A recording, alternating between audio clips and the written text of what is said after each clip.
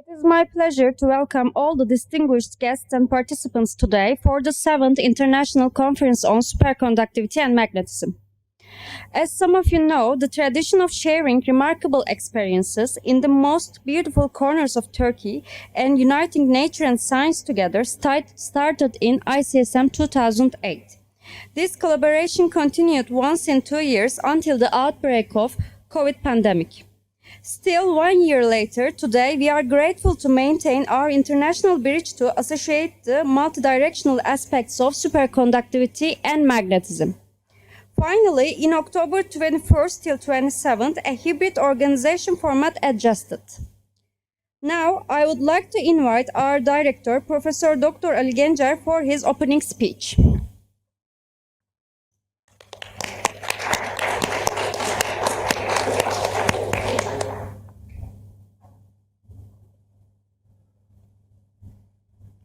Okay. Thank you very much for the participation, and I hope we will be having a very good conference eventually after postponing 3 times. Now we are in the hybrid format. Hopefully this will be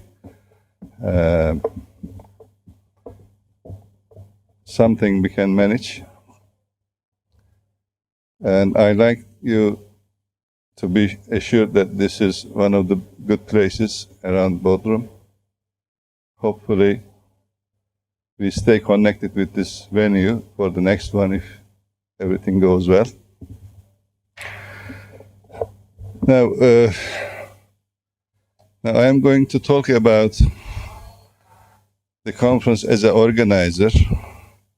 In the past, we didn't have good relations with our university's rectorate. Now we have a new rector, and he has a welcome message, and I am supposed to read after my message. Then I will move on to my not very scientific but conference presentation. So this year we were in agreement with the Journal of Applied Sciences, Springer Nature. So everyone is encouraged to submit a paper. It's an open access journal, but the proceedings will be published in a single issue. It's not a science citation index journal, but it is good for young scientists to make some experience in publishing. And the publishing world is also expanding towards open access rather than fully fledged journals, because the digital technology today is encouraging most scientists to publish in open access, and everybody having access to internet could be able to reach the publication from all over the world. So this is one of the changing issues in the world. In every conference we host a spring school. Now this time it became an autumn school. I'd like to thank my colleague, Professor Dr. Ibrahim Belenni, who is now co-chairing the session, for his efforts in the organization of the school. I think it went very well. We have had Zoom platform plus YouTube online live streaming. It will be the same for the ICSM conference in 5 parallel sessions too. I have too much in debt to my friends who made possible the organization of the conference as session organizers, and many invited speakers as advisory for the conference. And this is my part, so I am going to read our rector's welcome message. Hopefully we will have better circumstances for superconductivity and magnetism in future, not only in Turkey, but also in the whole world. So I'm just going to read what is written in the book, and you can see it.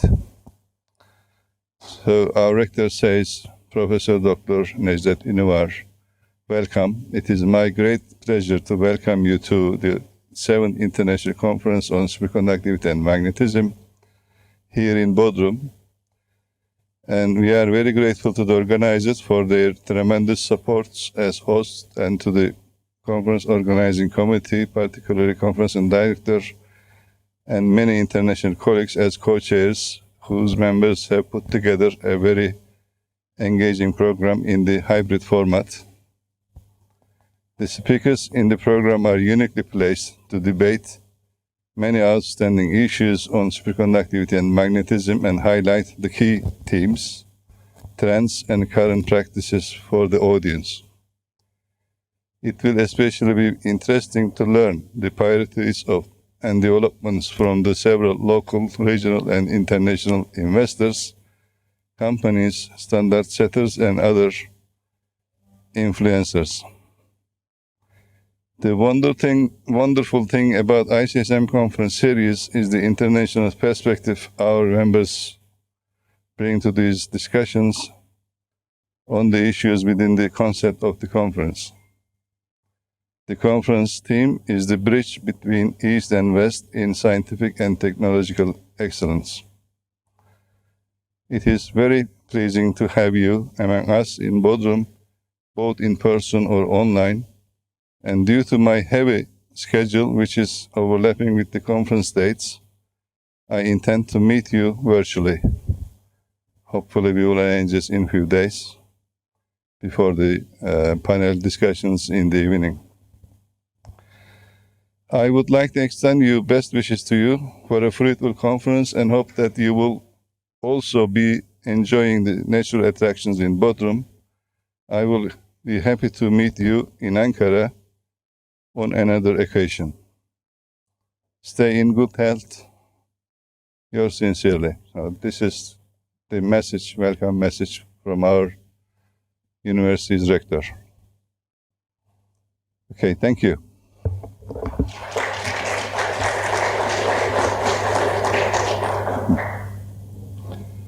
Okay, this is my first slide. I usually use this slide for almost my whole presentations. And you have a superconductivity and magnetism together. And in 2008, when the iron-based superconductors were first discovered, it was the time overlapping the organization of first conference in Turkey. Since then, most of us have learned that magnetism and superconductivity are not enemies, they are friends, they can coexist together. And we have seen this in many scientific parts of the publications over more than a decade now. So today, my topic will be different. I'm just going to share with you the abstract I made not within a short time, because I was very busy with the organization. And the title of my talk is Sustainable Development versus R&D Progress in Turkey over the last decades and global potentials of superconductivity for the future. So superconductivity is more than 100 years old now. And I don't know how many more years it will get interest of researchers around the world. Not only superconductivity, but magnetism also important. In general, I am going to talk about scientific publication statistics of Turkey and compare it with the whole world. Okay, let's move to outline of my talk. I will just give you a brief historical view of science and technology development, especially on the last century, where superconductivity was first discovered in 1911. Then I will briefly mention the driving forces for superconductivity, CERN, and Center of European Nuclear Research, ITER, International Thermonuclear Reactor, and superconducting maglev, magnetically levitated superconducting maglev, is a big project running in Japan.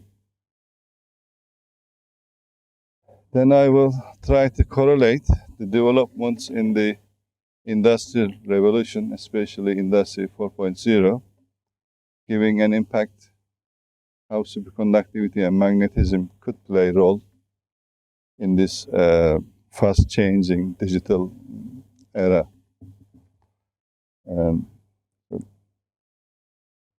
Okay, this is something everybody can reach on internet. It's the growth of world population and the history of technology, starting from agricultural revolution to mobile GSM telephones that we have today. And with the mobile phones, almost everything can be done today. There are many things happen.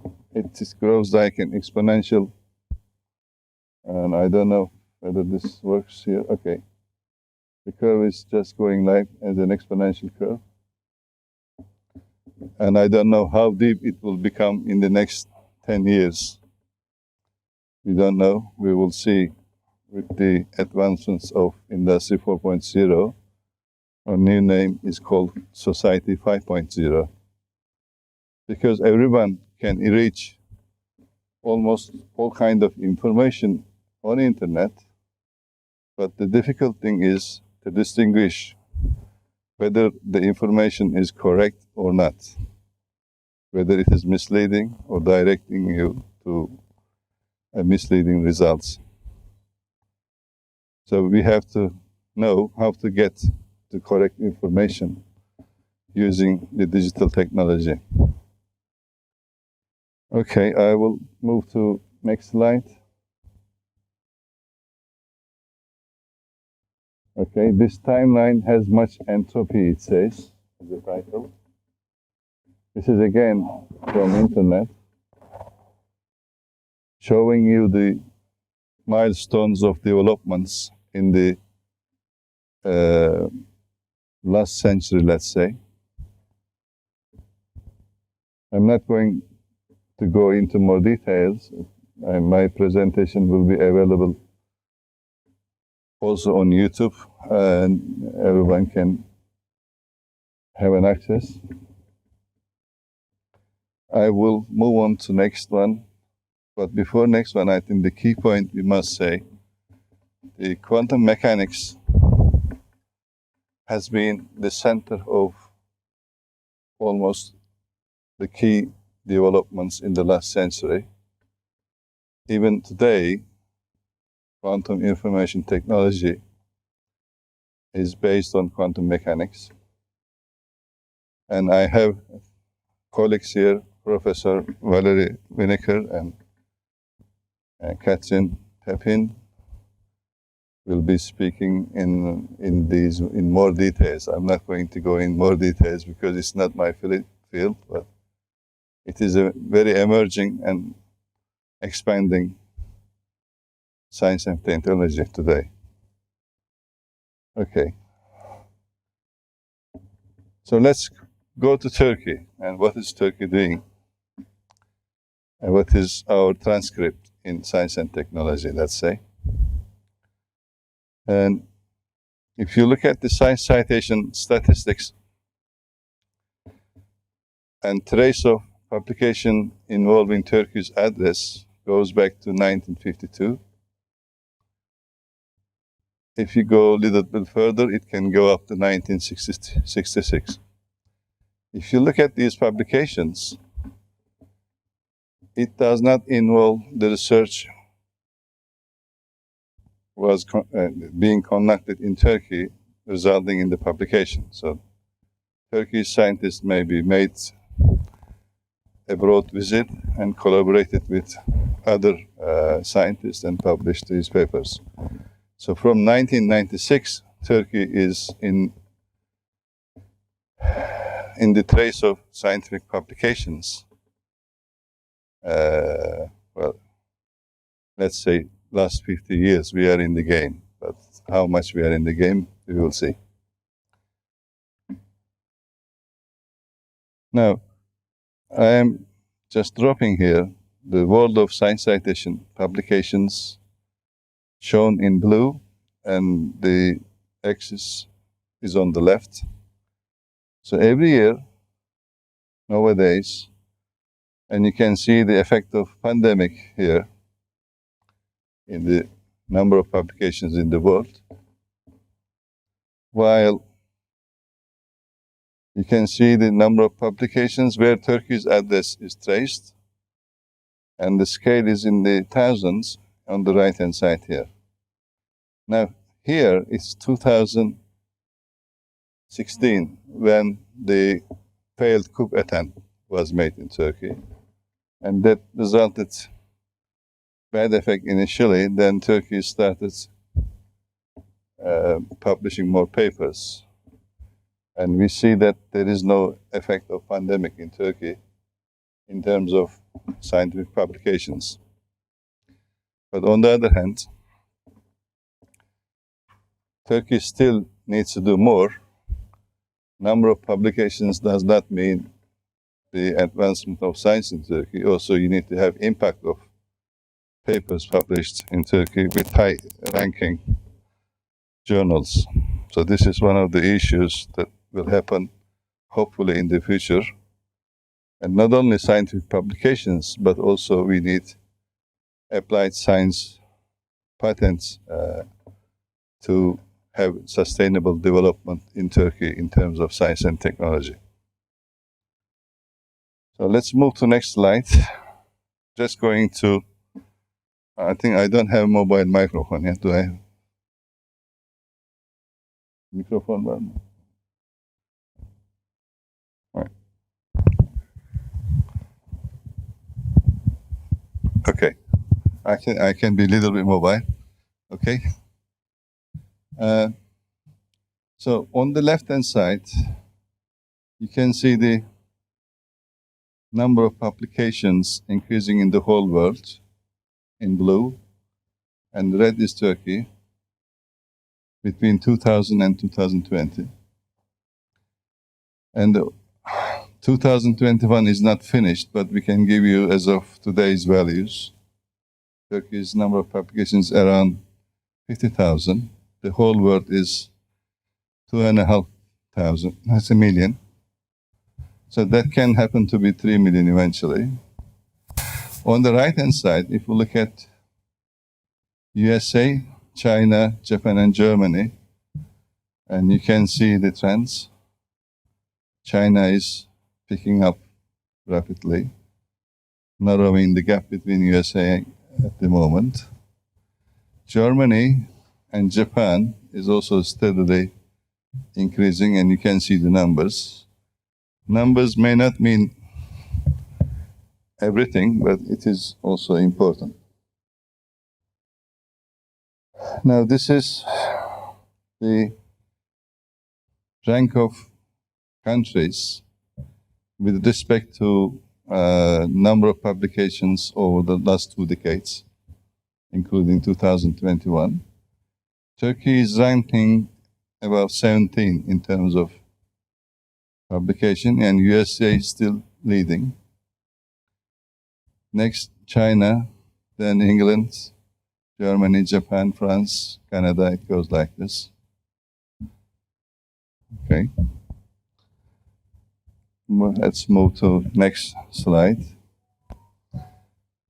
Now, if you look at the funding agencies that is also a driving force for the publications of the projects. Now, if we look at the main funding agencies, like China over here, United States here, and national institutes, USA, there may be more funding agencies, but Turkey, the main funding agency is TÜBİTAK. And number of projects supported by TÜBİTAK in the last 20 years is just about 50,000. And most of these projects also could be national projects and could also be international projects with collaboration. So if you look at the funding here, this one plus this one, even this one, so the money spent for R&D in the whole world is dominated by USA still in these last 20 years. Okay, not to go into more details, it is possible to make some analysis of the results, but this is beyond my talk today. I'm just going to bring your attention how Turkey could be one of the advancing countries in the science and technology for a sustainable development. Okay, now I came to superconductivity. Most of us, well, maybe some of our students don't know, but this is very well-known issue now. I'm not going to go into more details. Now, more than 100 years, even at the moment we have problems with the applications and industrialization of superconductors. We have high-tissue discovery. Then in 2001, coated conductors now are one of the most promising applications of superconductivity. And you have in 2014 applicable devices. Now, in these days, we have somehow marketable potential of superconductivity, and most of these applications is based on magnet technology today. Okay, there are also electronic applications of superconductors based on Joseph's junction, especially for very low magnetic field sensors. They're called SQUIDs, superconducting quantum interference devices, but they do not occupy much of the market. And the most used superconductors in the market today are niobium ti and niobium 3 tin. And YBCO, VSCO, and MgB2 are having potentials because of many other parameters, and I'm not going to go into details, but it is possible that in today's world, superconductivity could play to make a transition from the conventional technology to a new technology where environmentally friendly technologies could emerge that could affect the whole life of the societies, not nation-wise, but also international-wise. That's why there is a common consensus between the countries to reduce carbon emission and using renewable energies. And after my talk, Professor Jeffrey Livermore, who is one of the Nobel Prize winners on climate change, he will speak on the effect of climate change and the materials advances. And after Jeffrey Evermore, Professor Ivan Bozovic will be joining online from USA, and he's going to talk about the road to reach room temperature superconductivity. Then after the plenary session, Dr. Vladislav Kateyev will be talking about low-dimensional magnetism materials and their potential applications possibly. And after the opening ceremony plus plenary session, we will have social program in the evening. Okay, let's go back to my presentation. We all know this CERN, as big magnetic fields are required for particle accelerators, for bending them, for making them to make collisions. So, not going to go into more details. On Wednesday, we have Dr. Ashan from Ankara University to give us more details of Tarla, we call it, Accelerator Center, National Accelerator Center of Turkey. And so let's move to the next slide. I think we all know this. If you go into Google, type Japan Superconducting Maglev, you will see videos and many other explanations of this. My data is rather old. We are a few years before the passenger use of this superconducting maglev between Tokyo, Nagoya, initially, then from Nagoya to Osaka. And I don't know how much time it will be required. But it is less carbon emission possible with this transportation. Sorry, I think I moved fast. So superconducting maglev enables environmental friendly mass transportation, especially for an island country like Japan, and where time is very important. Okay.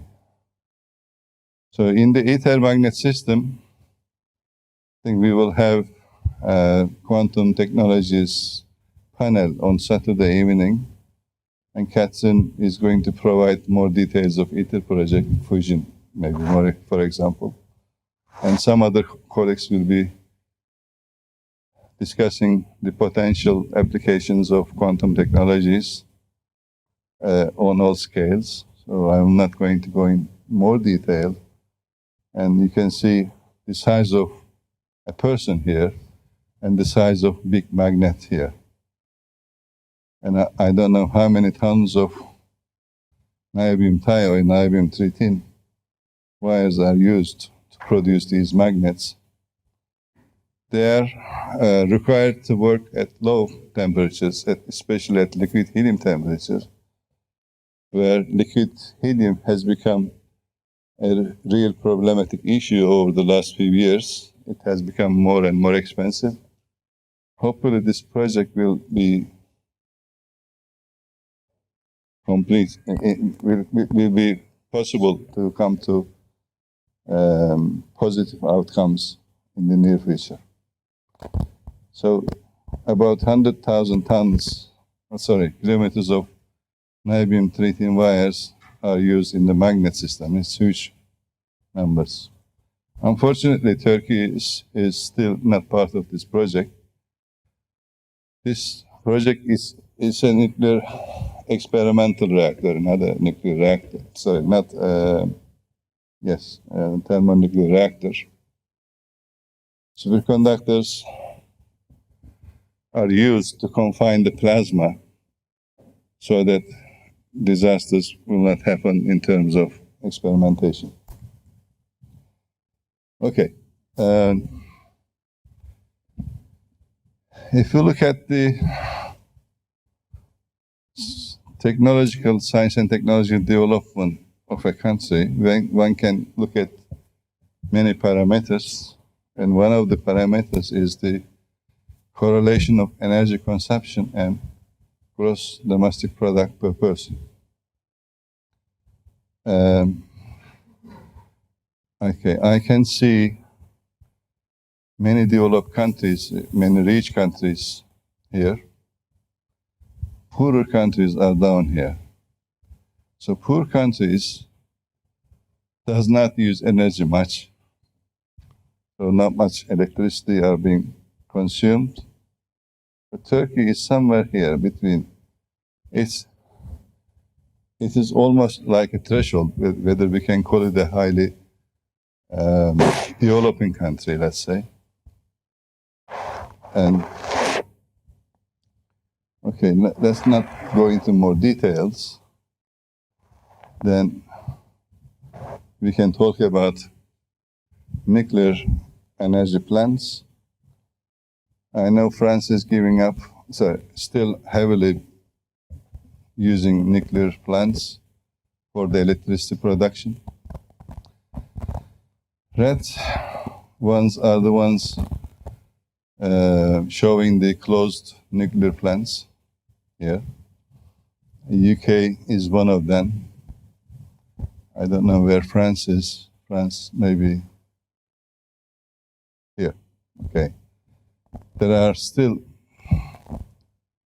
a few plants being constructed in France for electricity production.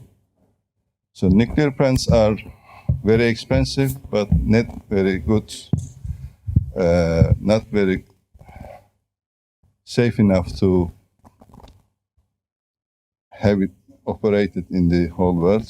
So, renewables will become potentially important. So I'm not going to go into more details of next presentation, and I'm sure Professor Livermore will explain more. Okay, this is coal consumption in the world from 1980 to 2010. These are old statistics. And I don't know what to say here. I cannot read my own presentation. But you can see Europe and former Soviet Union is decreasing the use of coal for electricity production, while Asia is heavily dependent on coal for electricity production. So this is one of the carbon emission issues. Okay, so you can look at the share of global coal consumption on the next table here, and shown with different colors. And I think Europe is shown in green here, and former Soviet Union. You have 10 more minutes. 10 minutes or? 10 more minutes. 10 more minutes, okay. Yes. All right, okay. Thank you. Okay, now this is Turkey's ranking in the world economy between the last 20 years, let's say. Turkey was in the 17th ranking position, and 18, 20, and 19. So this is 2020, this is 2019.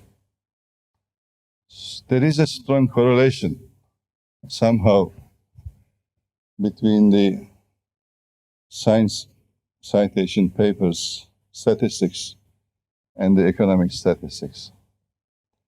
But one must look into more details to make a quantitative analysis of this. Okay, just briefly, I will go into Industry 4.0. You know this, it started at the end of 18th century here. In the last 200 years, there has been many developments. Now, for the last 11 years or so, we are talking about new technologies for the industrial production of all goods. Okay. So what is new here we will see, but I'm not going to go into more details. As I said initially, Japan's also introduced Society 5.0 and to make and to train the citizens of Japan how to reach beneficial information rather than all types of information, and to gain skilled personnel to distinguish the correct information or misleading information on internet. Okay, so if you look at the world now,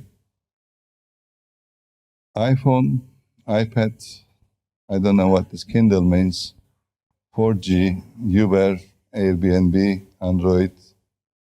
We all know this Instagram, Snapchat, WhatsApp. But they were not available before 2006. Now, it is not possible to live in today's world without mobile phone. And it could be a source of conflict even within the family between you and your child if you don't allow him, her to use it for some reason. Okay, how fast they are in our lives today? Okay, in 15 years. In 15 years, everything has changed mostly. But in the past, time to reach 100 million customers for telephone, it took about 75 years. Okay, Web 7 years, Facebook 4 years, Instagram 2 years. By the way, I don't have Instagram and neither Facebook. But most people, especially young generation, have these mobile apps, whatever we call it. Okay, this is the benefits of Industry 4.0 in the production. You can reach better quality materials with Industry 4.0 and better quality products eventually. Okay, let's not go into further details. So there is an impact between economy, business, society, and individual, and nationally, and also globally. So there are no boundaries today. We are all friends, wherever we are from, whatever ethnicity we have. So, You have 4 minutes, 10 seconds. okay, 9 seconds now. let's start. Last slide, maybe. So the most basic elements of sustainable development will be based on progress in science and technology, law, commerce, and industrialization. The funds allocated to Turkey for R&D and I don't know what this is, should exceed at least general domestic product. This should be, gross domestic product should at least exceed 2%, which is the average of OECD countries. Turkey's R&D spending is just about 1% now. We still need to make advancement in here. So in terms of 100th anniversary of Turkey, the budget allocated should be increased at least 6 times to reach the goals, and it's not possible in 2 years. The number of researchers should increase at least 3 times. Well, okay, you can read these. The artificial intelligence, information security, economic security are all important aspects of sustainable development goals. Okay. I'd like to thank you for listening to me, and I think I have a few minutes for questions. Thank you.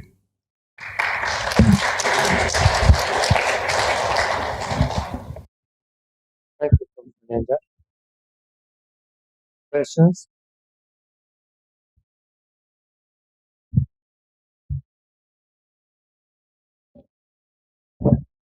Professor? Yeah. Yes. Oh, so let's start the question maybe with me. Do you have any kind of ideas how you could convince, for example, your government to give a bit more credit so that there are more researchers and in Turkey, for example, or I mean, is there some international help needed, or is it something internal to Turkey? Okay, I think we need more international collaboration. Okay. We are open to collaborations. Our funding agency, TÜBİTAK, is having many schemes for collaboration between all countries, not only Europe or Western countries. And I think this should be promoted more. And it's one of the goals to organize a conference at international level is to have this kind of collaborations. Thanks. Okay. There more questions? Yes.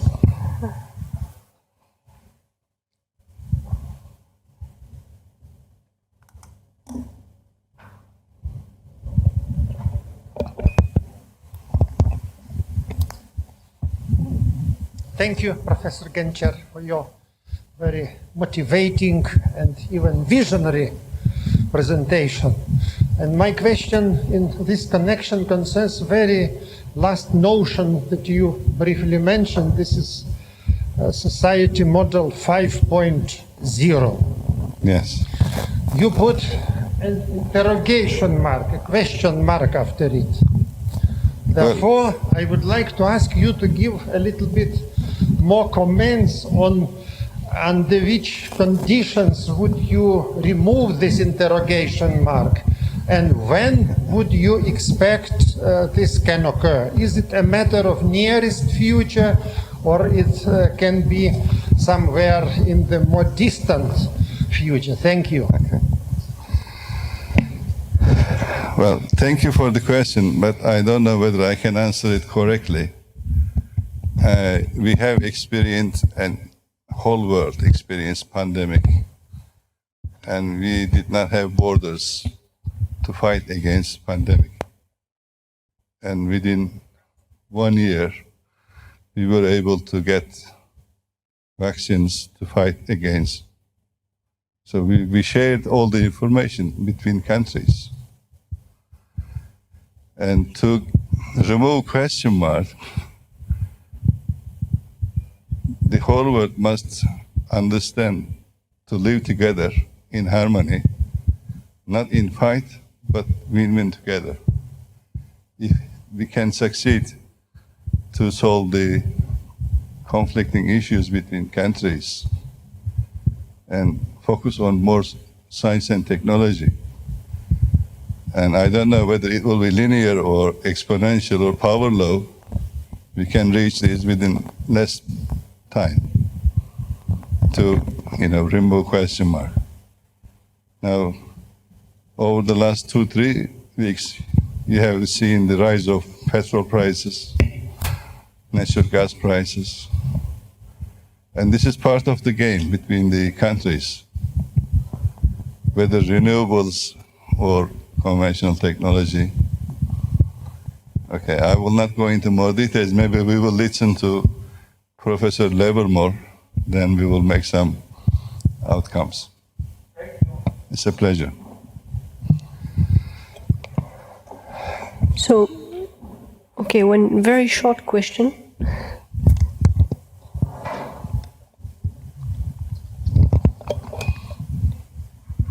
I know that Turkey, as a country which has very rich resources of boron, has a special program for MGB2 fires. Can you comment on this program for MRI and other magnets made by MGB2? Yes. Now, the question is, in today's, the market price for niobium Ti per meter is about $1. And technical information is a sideway. Competition between MGB2 and niobium Ti is in favor of niobium Ti at the moment, because MGB2 is about $5 per meter, and the cost of boron in the material is reduced in Turkey, because we have companies in Turkey producing refined boron to be used MGB2 production. Turkey has ambitions of penetrating into MRI magnet, but I think we should come together as a interested groups in Turkey with the big companies that are making investment in this area. But the economy, because of pandemic, is not predictable, neither in Turkey or elsewhere in the world. So making investment is an issue these days. Hopefully, after pandemic, we may have potentials that Turkey could get into MRI market, hopefully in a positive way. Okay. We have one question on Zoom. Maybe we More could questions, okay. take it. So. Okay. Nice to hear you, Professor. Thank you for organizing this conference in very hard conditions, and I hope it will be successful. My question is very short. What is the weather in Bodrum? I'm going to join the conference on Saturday. Bodrum is very nice today. I saw Catherine was going to beach. Yes, I went to the beach on Very lunchtime. nice. I will take my jacket after my presentation. Good. I join you very soon. Okay. Cheers. Thank you. Other questions, maybe? I think it's time to close this session. It's a Let's pleasure. thank the speaker. Okay, thank you. So we give it now. As an organizer or director of the conference, even Professor Ali Gencer needs this certificate. When he goes back to his university, he has to submit this, of course. So I'm going to present him with this certificate.